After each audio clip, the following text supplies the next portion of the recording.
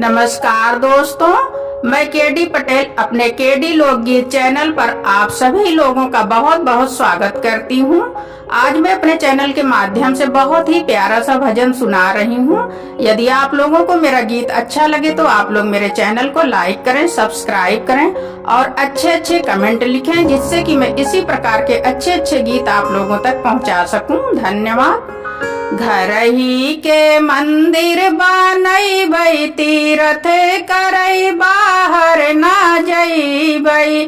घर ही के मंदिर बनई तीरथ करई बाहर ना जईबई। सासू जी के गौरा ससुर जी के शंकर, सासू जी के गौरा ससुर जी के शंकर।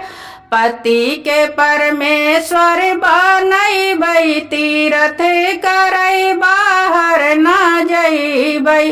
पति के परमेश्वर बनई तीरथ करई बाहर ना जईबई।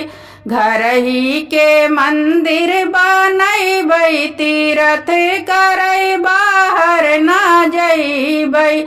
घर ही के मंदिर बनई तीरथ करई बाहर ना जईबई।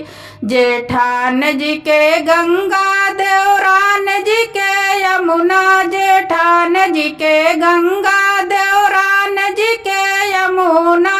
ननद जी के तुलसी बनई तीरथ करई बाहर ना जईबई।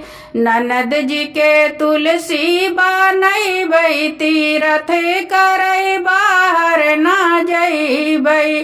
घर ही के मंदिर बनई तीरथ करई बाहर ना जईबई। घर ही के मंदिर बनई तीरथ करई बाहर ना जईबई। लड़कन के अपने लौकुश बनई, लड़कन के अपने लौकुश बनई।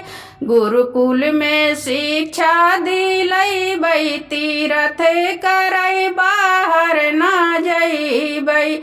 गुरुकुल में शिक्षा दिलई तीरथ करई बाहर ना जईबई। घर ही के मंदिर बनई तीरथ करई बाहर ना जईबई।